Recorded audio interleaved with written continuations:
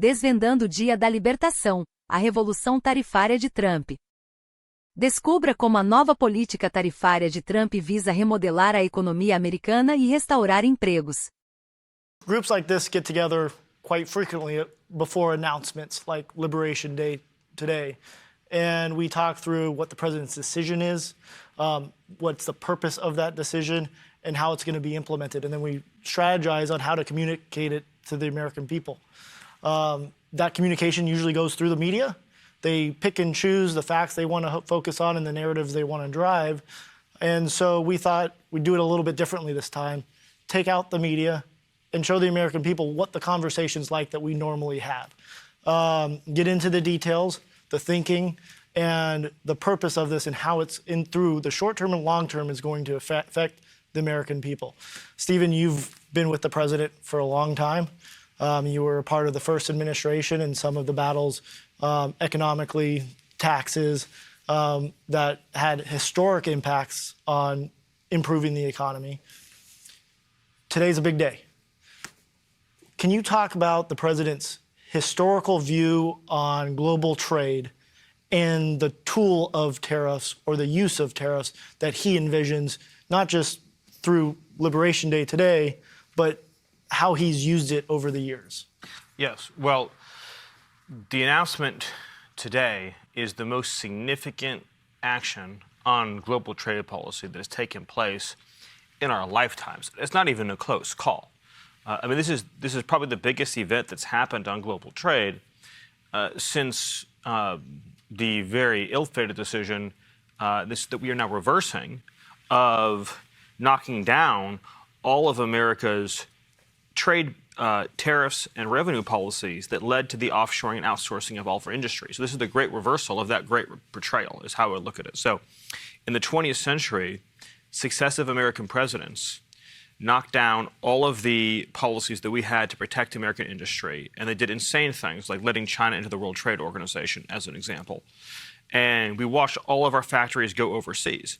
This is the complete reversal of that. This is the great onshoring, the great reshoring of American jobs and wealth.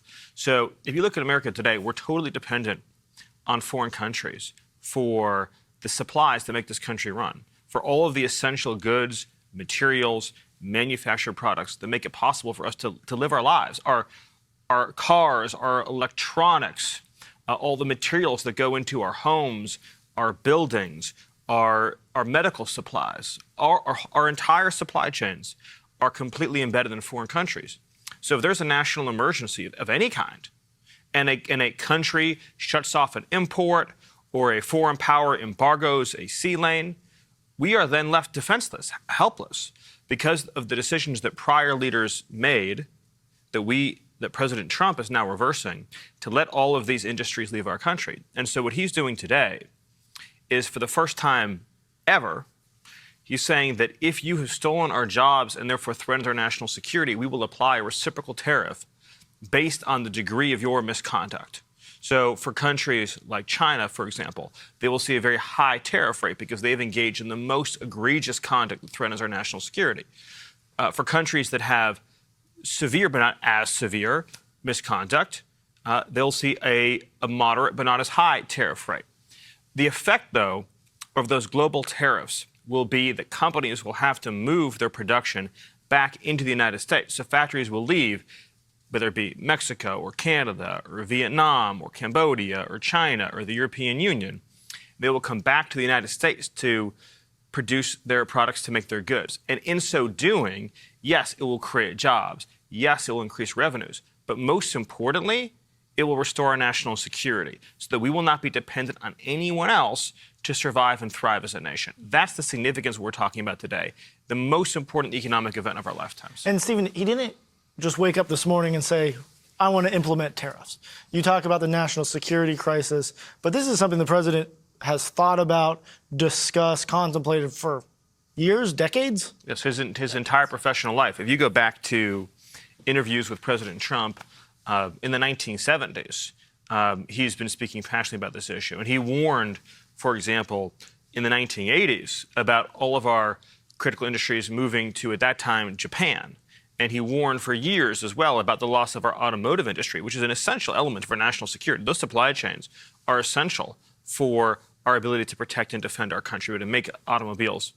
And he's been focused on this issue for decades. He took out an entire one-page ad in the New York Times in the 80s talking about the threat of Japanese mercantilism and all the unfair trade practices they had that were killing our manufacturing. Yes. So Jameson, the devil's in the details, as they say. So what are the details of this plan? Sure. Well, Stephen just highlighted some of these. First of all, we're doing a reciprocal tariff, right? This is a golden rule for the golden age. We treat them how they treat us. As Stephen mentioned, we expect that those countries that treat us very poorly, where they have documented behavior over many years of whether it's high tariff levels or extreme trade barriers or taxes or other kind of charges that discriminate against our companies or burden our companies, they are naturally going to have higher rates, because to achieve the kind of reciprocity we need, you have to have a higher rate. And then there are going to be other countries that have a lower rate because maybe they have a different level of unfairness or non-reciprocity. And we expect that there will be a global minimum on all countries, because we have to deal with this deficit. We also want to make sure that there's no cheating, that we don't have people going from one jurisdiction to another to try to get around the tariff. We need to make sure that we have no loopholes in this policy, because as Stephen points out, it's an emergency. The urgency of what's happening right now cannot be overstated. That's why the president on day one announced he wanted us to look into it. We looked into it over the past couple of months, and we're taking action the day after we reported back to him. I have right here a book full of all of the unfair trade practices by our top 100 partners. We published it just a couple days ago. And you said something interesting. Some countries will try to get around the tariffs by shipping their product through another country. They store it there for a couple months, and then it all becomes the sale of another country. Can you talk through how that works? Sure. Well, we're stopping that. We don't want a situation where China, for example, might just send a bunch of parts down to Vietnam. Vietnam, puts them together in a light assembly and sends it over and says this is a product of Vietnam. At this point, we will have the kinds of tariffs we need and a broad-based tariff to stop that kind of behavior. And of course, we're going to be very, very focused on enforcement to make sure nobody does that kind of thing. And the media uses the word tariff very broadly. What kind of tariffs are there, and how do they work? Oh, certainly. I mean, we have, for example, rice. Japan, in some instances, will put a 700% tariff on rice. So if the United States wants to export rice to Japan, where they eat a lot of rice, Japan will charge a 700% rate on that rice. It's incredible, right? Ours is much lower. Apples in the United States, if you want to import apples into the United States, it's duty-free. It's a 0% tariff. But if we're going to go to India, it's about 50%. If you want to go to Turkey and send American apples to Turkey, it's a 60% tariff. And so it prevents it. But that's not even the worst part. The worst part are the non-tariff barriers, where they use fake science or fake standards or other barriers to keep out our things. And Karoline, obviously Jameson thinks a lot about this. It's why he's the USTR. How should the normal American person, the consumer, think about tariffs?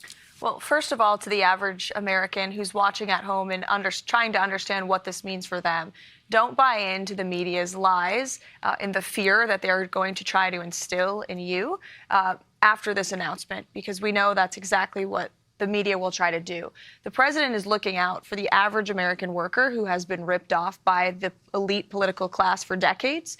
And so what does this tariff policy look like? As Jameson so brilliantly said, it's the golden rule for the golden age of America. We're finally going to be treated we're going to treat other countries the way that we've been treated for too long. The president's going to put American workers first. But what does it look like? Think about your hometown where you grew up, in the heartland, in middle America, factories that have been abandoned, workers who have been put out of jobs, drug-addicted generations of children and of families, because there aren't good industry here at home. There is not good industries here at home in their hometowns. The president wants to restore that prosperity and that wealth, more money in people's pockets. The media will also continue to talk a lot about prices and what this will do to prices. And the American people need to understand that the president will effectively implement these tariffs while also having a whole-of-government approach to bring down the cost of living in this country. There was an inflation nightmare created by the previous administration, and while simultaneously implementing these fair trade practices to put America first,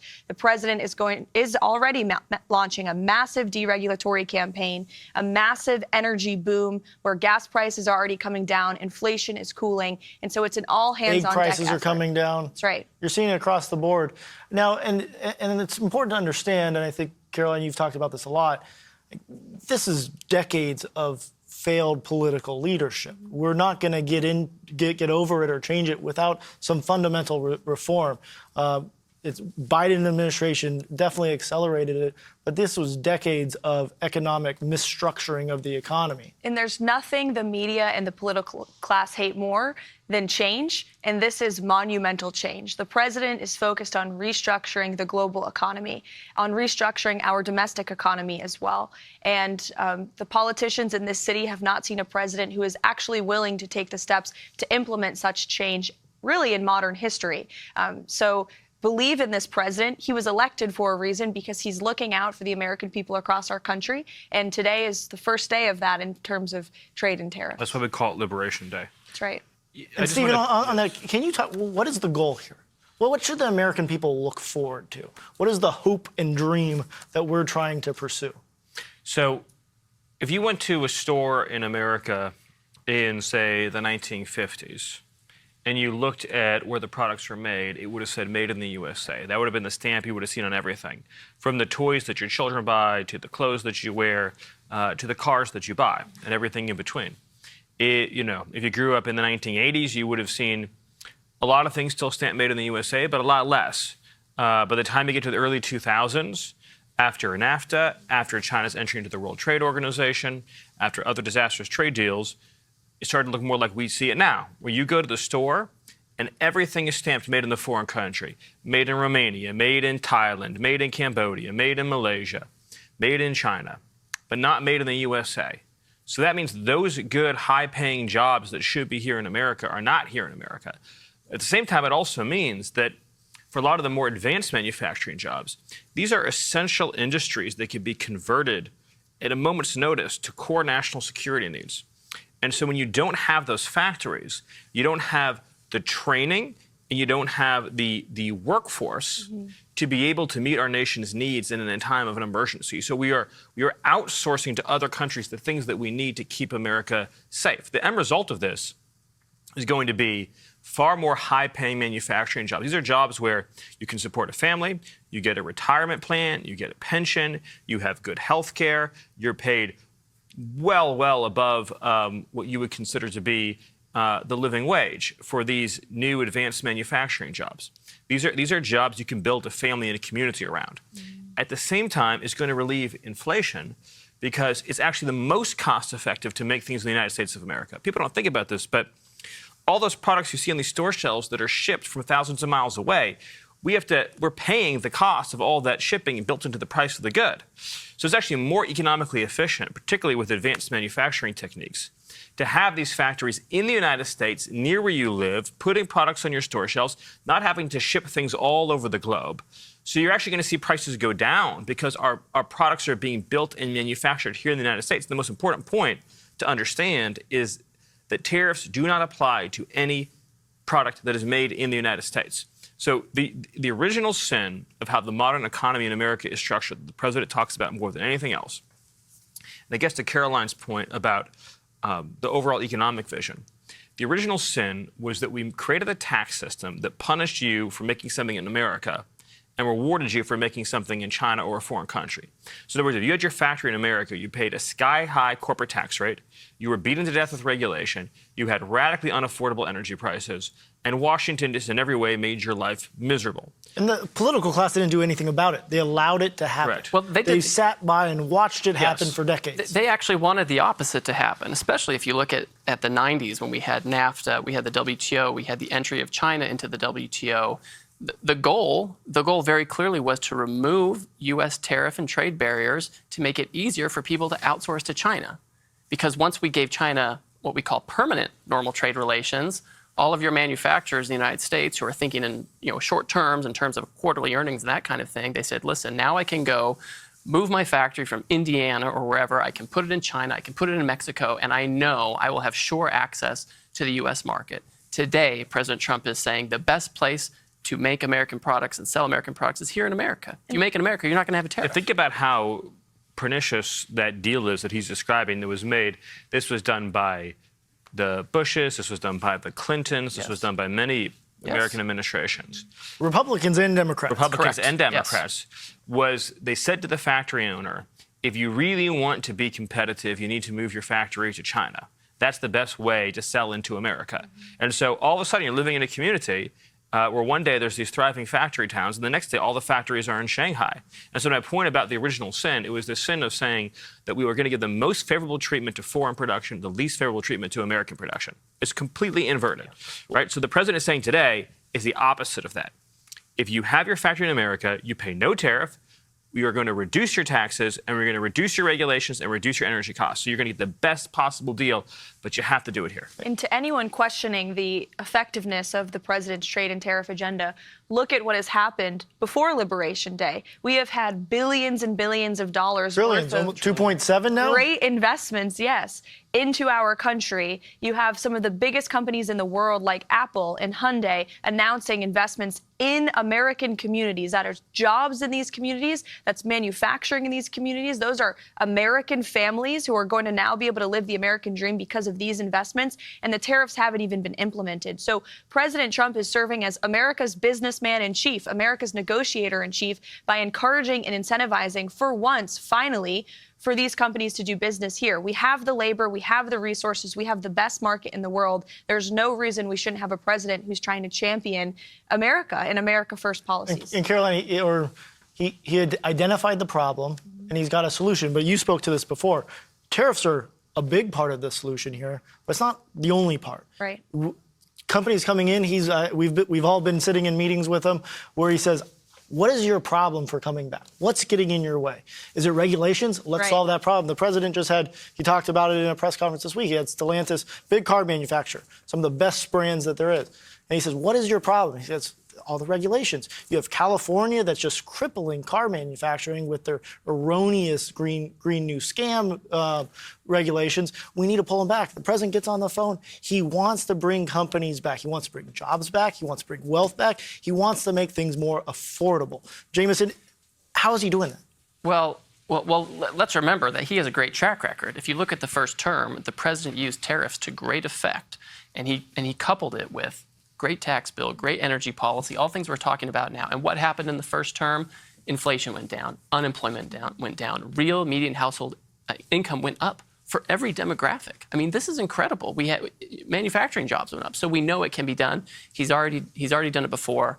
We're a couple months in, we're already doing it now. He knows exactly how to use the tools of the economy, whether they're trade tools and tariffs or other tools, to really make sure that America can be competitive, that American workers can have good jobs, and American families can have prosperity in their communities where they live. And we want to wrap this up. So, Stephen, Karoline, some last messages. What do you think the biggest takeaway of today is, and what should the American public look forward to? Well, I think at a fundamental philosophical level, when you talk about America first, it gets down to this. Who should have priority access to the U.S. market? Should it be the factory that's located in Cleveland, or should it be the factory that's located in Beijing? That's the fundamental question. The radical left corporate media, the globalist corporate media that is attempting to criticize this plan take the view that the best place to put your factory should be in Beijing or Shanghai or Bangkok or anywhere but the United States of America. The president's view is we should do everything in our power to make it so that the best place to put your factory is in an American town. So we get all the benefit. We get the economic benefit, we get the social benefit, we get the community benefit, and most importantly, we get the national security benefit of having our critical industries here in America. And that's why we're calling it Liberation Day, because he is freeing us from a global economic system that has made us subservient to foreign nations and foreign powers. And Stephen, on that book, means it's not a short-term solution. This is a philosophical belief in a future for America. And so for those looking for predictability, we hear that word a lot. You can predict this policy will remain in effect. Correct. The predictability is the absolute certainty that this program will remain in effect, that we will continue to have policies and continue to have tariffs that will ensure that we have the national security needs of our country met, and that means American industry inside of the United States of America. It's actually the most stable and predictable policy because everyone in the world knows if I want to sell to America, just move your factory to America. Nothing is clearer, more stable, more predictable than that. You want to sell to Americans, then get your company, get your business, get your plant, and move it to America. That is the most predictable. And on top of that, we're going to have regulatory certainty, tax certainty, and energy certainty. So this is the definition of certainty and predictability. And to your point, it's not a short-term fix. It's the total realignment of the global trade system to put America first. Karoline, what's our closing message here? Closing message is every tax-paying citizen in this country should be incredibly excited about Liberation Day. President Trump is delivering on exactly what he said he was going to do for you. The golden age of America, more jobs, more wealth, more prosperity, more security right here at home.